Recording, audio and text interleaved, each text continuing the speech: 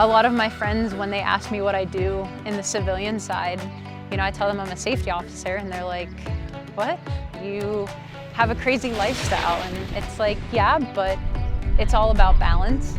You can take risks, you just have to be safe with them. And it's calculated. You have to make sure that you're not taking too much of a risk for what you're trying to accomplish. I'm from Pittsburgh, Pennsylvania, home of Arnold Palmer, home of Banana Split, home of Mr. Rogers. I went to college at Penn State University.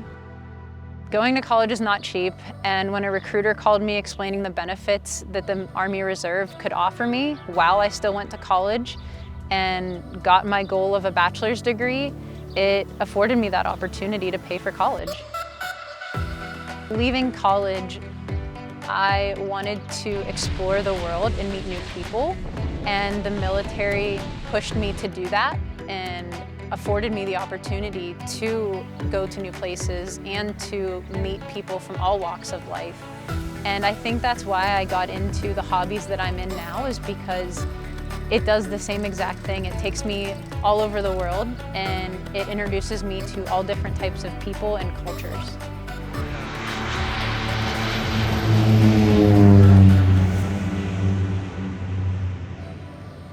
The joys of skydiving. They say if you want to be a millionaire in skydiving, you better start out with $1 billion, because you do not make money in the sport. But I still do it because of the friends that I gained through the sport, and it forces me to disconnect from all those other external factors and focus solely on something fun and something that pushes me and challenges me both physically and mentally. It builds in you the drive and challenge to overcome a task and overcome a fear, and it provides you an outlet to enjoy yourself and have fun.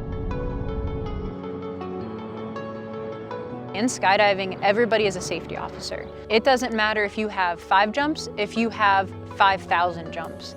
You are better off saying something and them checking it and being sure than not saying something and it being the result of their fatality. And this is very comparable to what we do in the military called a pre-combat check or a pre-combat inspection. It's you inspecting your gear or your equipment before you step off, making sure you have everything you need.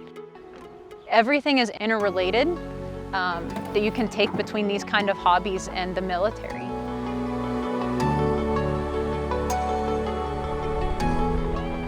"13% of females are skydivers, and then 1% of the United States is military. So to find a combination of both of us being military and a female in skydiving is rare. It's a rarity. So when you do find each other, it's like a diamond in the rough. The more I got into the hobby and the more drop zones I went to, I immediately tried to connect with the females that were at the drop zone because I knew we had something special. I knew that we could fly together and we could have fun together in a different way than it was competing with the guys.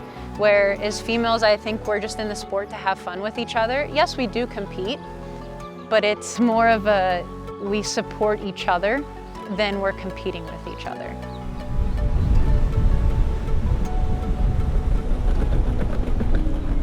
You know, we're stronger together than we are separately trying to be individuals.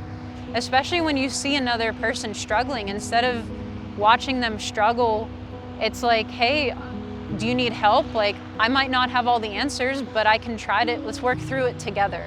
And to me, that's leadership, and that in any, it doesn't have to be an officer to do that. It can be an NCO, it can be a private, you know? And you need to respect everybody as a human versus what their rank is. To me, it's let's all learn from each other. Let's not compete with each other. Let's build each other up and work as a team.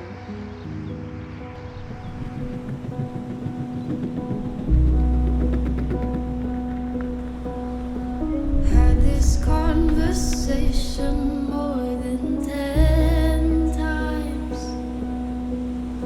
I'd give you the world like I promised I would.